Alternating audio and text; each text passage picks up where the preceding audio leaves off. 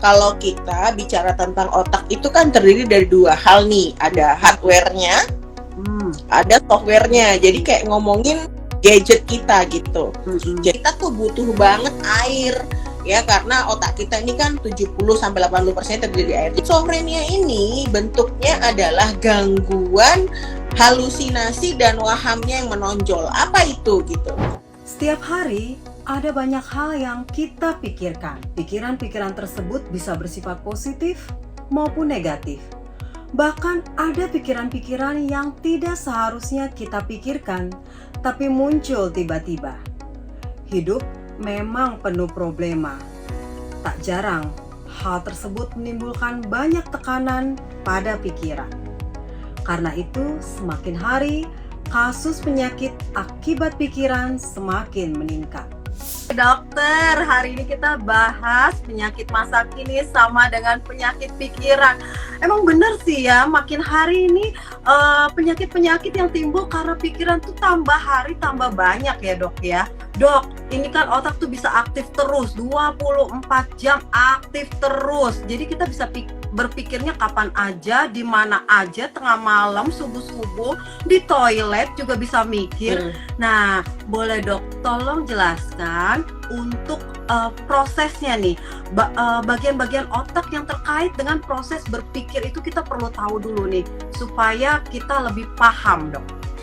Ya, menarik sih sebenarnya kalau pembicaraannya sudah mental dan otak, ini udah tepuk tangan dulu yang luar biasa gitu ya.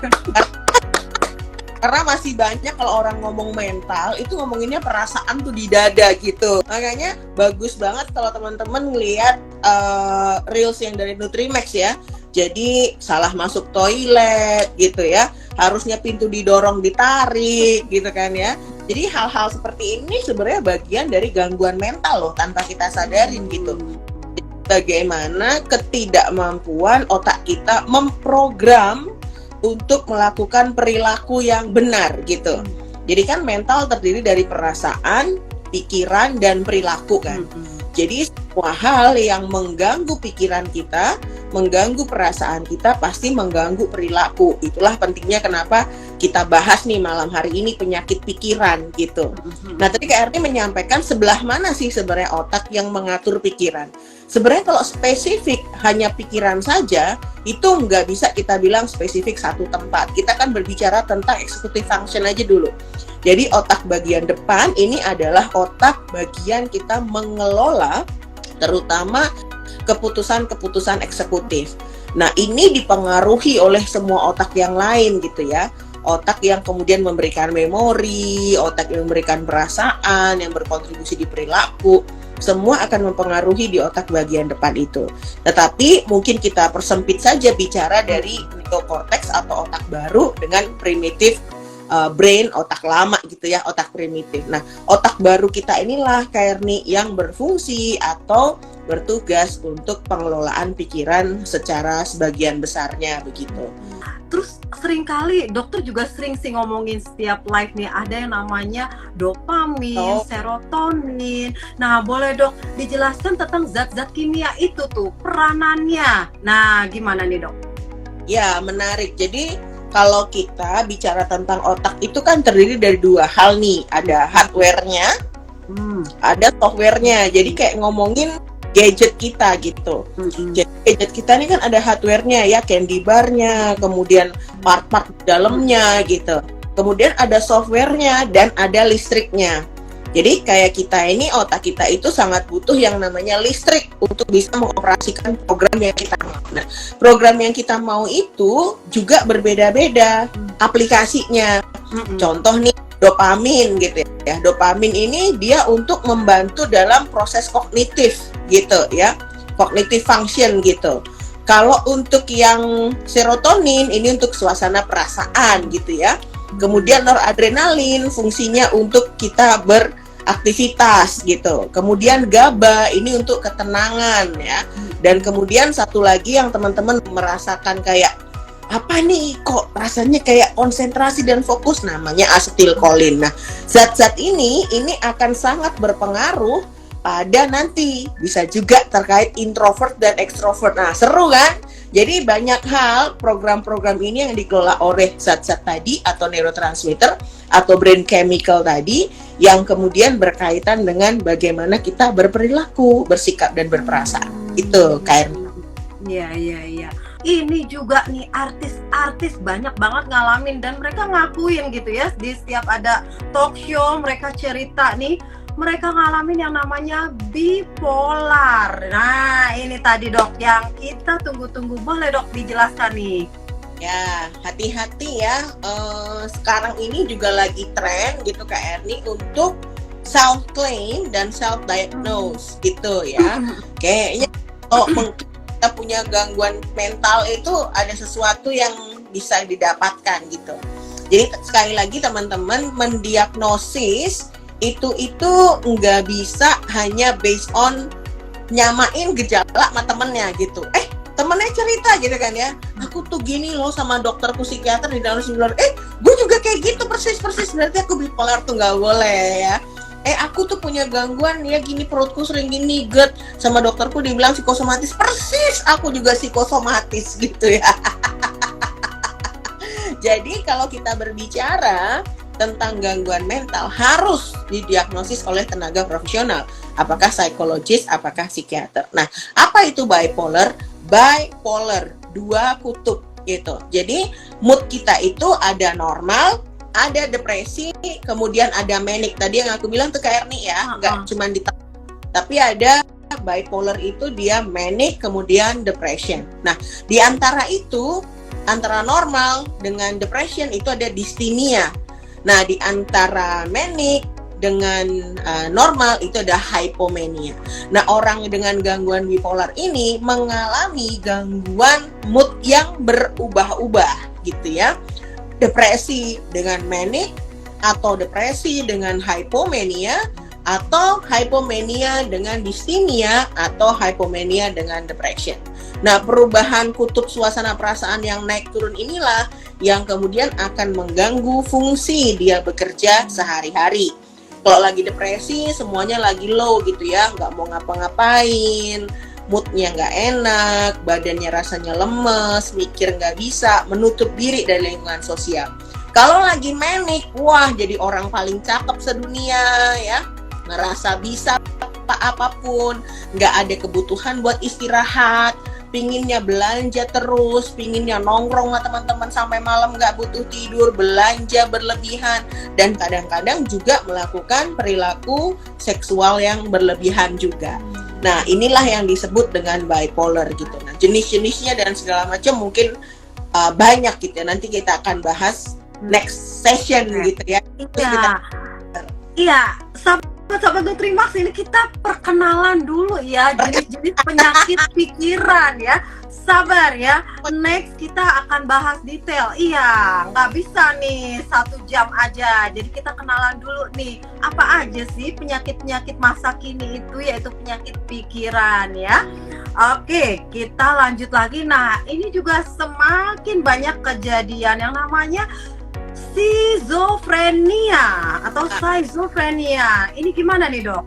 Boleh Dok jelasin? Jadi kalau dulu teman-teman ngatain, wah gila gitu ya. Jadi mungkin teman-teman sekarang ini penyebutannya tuh ODGJ ya, orang dengan gangguan jiwa. Nah, untuk yang bipolar, mereka kadang-kadang juga boleh menggunakan istilah ODB, orang dengan bipolar gitu ya. Nah, yang skizofrenia ini ODS, jadi orang dengan skizofrenia. Nah, kalau skizofrenia ini bentuknya adalah gangguan halusinasi dan wahamnya yang menonjol. Apa itu gitu? Teman-teman sering bilang, wah halu nih gitu ya. Sebenarnya kadang-kadang itu nggak halu. Contoh misalnya gini, yakin banget jadi pacarnya Lee Min Ho dibilang halu, salah. Gitu. Salah itu gitu ya. Atau jadi pacarnya Jung Ki gitu ya, itu tuh salah kalau dibilang halu. Jadi halusinasi ini adalah gangguan persepsi. Nah, pada orang skizofrenia itu terjadi ketidakmampuan membedakan antara realita dan bukan realita, atau disebut juga dengan splitting mind gitu. Nah, salah satu contoh ketidakmampuan membedakan realitanya adanya halusinasi dan delusi atau halusinasi ini adalah bagaimana persepsi otak kita merespon sesuatu dengan salah. Jadi nggak ada respon stimulus dari luar, dianggapnya ada. Kayak contohnya gini, mendengar suara padahal nggak ada suara nih gitu. Jadi ada suara yang ngejelek-jelekin, ada suara yang kayak nyuruh-nyuruh, memerintahkan, padahal di sekitarnya nggak ada sumber suara itu. Atau bisa juga bentuknya visual gitu ya, jadi halusinasi visual, melihat sesuatu yang sebenarnya nggak ada. Mohon maaf misalnya, jadi melihat sesuatu yang menakutkan, padahal bendanya nggak ada gitu ya. Atau bisa juga ilusi, Kak Erni, ilusi itu salah melihat gitu. Contoh nih teman-teman, kalau habis dapat cerita yang serem-serem gitu ya, terus kemudian tetangga kebetulan lagi jemur apa gitu ya, terus berkelebat-kelebat, terus kita langsung wah sesuatunya jadi, nah itu disebut dengan ilusi gitu. Dan ada lagi pengecapan, pembau. Nah kalau yang waham atau delusi, ini adalah pikiran yang salah tapi diyakini 100%. Contoh misalnya, yakin banget bahwa saya ini diberikan wahyu oleh Tuhan untuk mengobati seluruh masyarakat di dunia dengan cara mencelupkan tangan saya ke air. Nah, hal-hal kayak gitu nih, ya. Atau yang lain lagi adalah curiga yang berlebihan. Saya yakin banget keluarga saya mau membunuh saya, meracuni saya, makanya saya nggak mau makan nih makanan-makanan yang kemudian dikasih. Sediain. Atau tadi saya adalah seseorang yang datang untuk menyelamatkan ya, atau pikiran-pikiran kayak dikendalikan, kayak dirasuki, atau seperti orang-orang merasa dirinya ini dikendalikan oleh orang lain. Pikiran saya bisa dibaca sama Kak Erni. Kak Erni tahu semua kehidupan saya. Nah, hal-hal kayak gini, ini bagian dari delusi gitu Kak Erni. Aduh, ngeri iya. Ngeri ya, makanya nih Ya. jangan sampai ya sahabat-sahabat Nutrimax. Oke, kita udah bahas panjang banget dan bikin penasaran semuanya ya, pengen tahu lebih dalam lagi nih. Nantikan ya. Next ya. Oke, Dok, ciri-cirinya ada nggak dari yang macam-macam tadi, anxiety, depresi, bipolar, schizophrenia, ada nggak ciri-ciri yang sama gitu, atau kita ini orang kayaknya emang punya gangguan mental nih, ada sesuatu nih gitu. Apa Dok yang bisa kita, sehingga kita tuh bisa ngebantu gitu, atau kita bisa untuk diri kita sendiri juga bisa lebih aware lagi? Ya, sebenarnya gangguan mental itu mulai dapat bantuan itu ketika sudah mulai tampak perubahan atau perbedaan kehidupan sehari-hari dari orang tersebut gitu. Kayak nih. Nah, di cemas, di depresi, di bipolar, di schizofren pasti gangguannya berbeda ya munculnya. Tetapi paling tidak kita melihat orang ini biasanya ngumpul sama kita, kok nggak ngumpul lagi nih, gitu ya. Biasanya makannya bagus nih, kok nggak doyan makan nih, gitu. Biasanya kalau pulang kantor dia mau sapa-sapa, kok nggak sapa-sapa lagi nih. Nah ini sebenarnya sign kecil-kecil tuh yang kalau kita sebagai orang di sekitarnya itu aware, ini udah bagian dari tanda yang perlu kita evaluasi gitu. Nah kalau tidur dan segala macam kan susah ya, tapi kita bisa lihat nih orang kok makin hari makin kurus, kok matanya makin cekung. Nah ini kita mulai nih nanyain, gimana kok kayaknya kurang istirahat, ada yang bisa aku bantu. Jangan dikepoin kemudian hanya buat disebarin dan digibahin. Nah kenapa orang kayak Erni itu males cerita? Itu karena ketika ceritanya tuh jadi bahan jualan gitu loh, jadi dia nggak mau cerita. Atau ketika dia cerita kemudian ketemu kaum mendang-mendingan, ya ampun bro sih cuman gitu doang, hidupmu tuh nggak ada apa-apanya, aku tuh lebih berat kehidupanmu, aku aja bisa, kamu pasti bisa. Nah kan males banget gitu hal-hal kayak gitu. Jadi perhatikan perubahan kecil-kecil di sekitar kita. Kalau yang kita sendiri Kak Erni, perhatikan yang paling gampang adalah pola tidur ya. Kalau pola tidur kita mulai berubah, banyak banget tidur atau nggak bisa tidur atau tidur kebangun-bangun, mulai sering mimpi buruk, bangun tidur nggak fresh, ini udah tanda nih mental kita ada masalah gitu. Pikiran kita nih mulai ada masalah. Nafsu makan itu juga paling bisa kita evaluasi kan ya. Kalau ngomong sedih apa enggak kan kita sering denial, kagak, gue kagak sedih padahal hancur lebur sebenarnya. Jadi langsung makan itu juga mempengaruhi, kok aku jadi pinginnya makan manis terus ya, atau bahkan kok sekarang aku jadi nggak doyan makan ya. Ini juga udah tanda nih kayak nih yang perlu kita evaluasi lebih detail. Jadi perhatikan perubahan-perubahan kecil termasuk juga libido.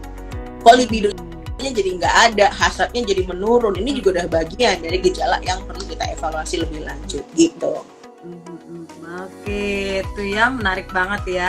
Iya, jadi nih kita ini harus betul-betul juga nih gitu loh. Dengan hal-hal yang kecil, kita tuh biasanya makan tuh nafsu banget gitu. Tapi kenapa ya? Nah, itu juga udah harus mulai ya. Mulai mikirin tuh, ada apa? Tidur kita biasanya lelap banget. Ini kebangun-bangun, nggak bisa-bisa tidur gitu ya, gelisah terus. Nah, coba dicari nih, ada apa nih? Nah, kalau untuk teman tadi tuh, kadang-kadang kita nggak peka nih sama teman-teman dekat sekitar kita.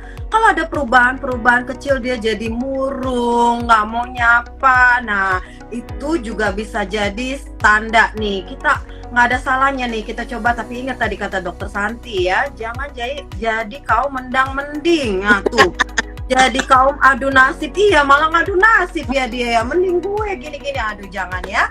Oke, sahabat-sahabat Nutrimax nih, kita udah dapat insight ya. Oke, terakhir nih dok, ada nggak dok nutrisi atau zat-zat penting apa sih, zat-zat gizi penting apa yang kita butuhkan supaya kita tuh tetap waras, nah supaya kita tuh nggak kena penyakit-penyakit pikiran itu dok?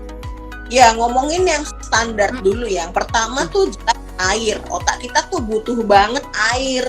Ya, karena otak kita ini kan 70-80% terdiri dari air. Jadi 8 gelas sehari untuk teman-teman yang udah dewasa tuh wajib kudu gitu ya. Glukosa tuh nggak harus yang gula murni diembat gitu nggak ya, tapi dari semua macam glukosa yang sehat itu diperlukan. Yang ketiga tuh butuh protein yang cukup, karena protein dipakai untuk membangun jalur-jalur persarafan otak gitu. Yang keempat, sinar matahari. Jadi sinar matahari ini fungsinya bagus banget untuk membantu produksi serotonin yang fungsinya untuk mood kita gitu. Jadi ini penting.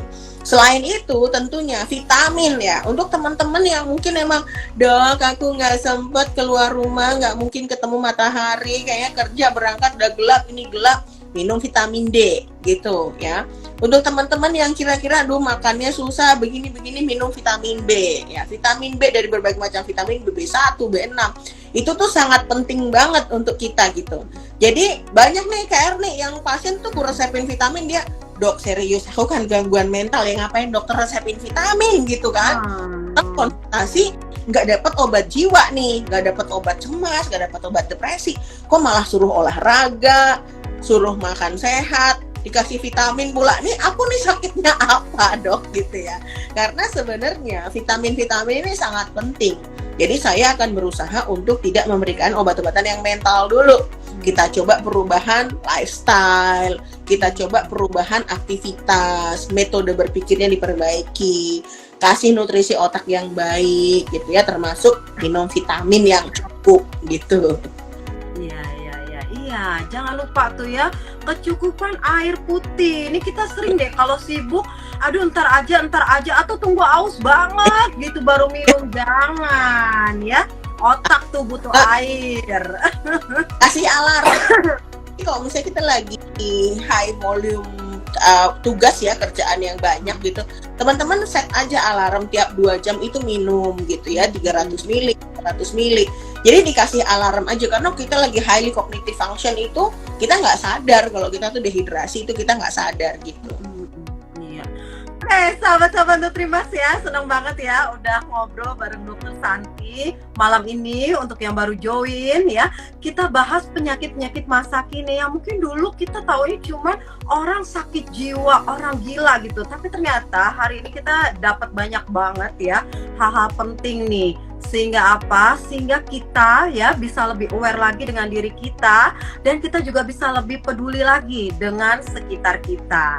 Oke dok, boleh dok disimpulkan dok untuk penutup nih waktu. Ya, bahwa penyakit masa kini, penyakit pikiran ini tadi ya, teman-teman perlu paham bahwa gangguan mental itu gangguan yang tentunya mengenai 3 area, tidak hanya suasana perasaan saja, tapi juga pikiran dan juga perilaku. Dan teman-teman perlu pahami pembahasan kita di malam hari ini sebenarnya mengkonekkan antara kondisi fisik dan kondisi mental.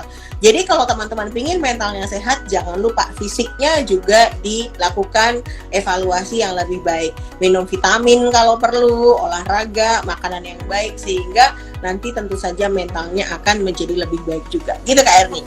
Ya, terima kasih banyak Dokter Thank Santi. you. Ya, thank you banget sahabat-sahabat Nutrimax juga. Ya, itu pesan Dokter Santi. Jangan lupa ya, sahabat-sahabat Nutrimax, karena hidup sehat, harta selamat. Sampai ketemu, selamat malam.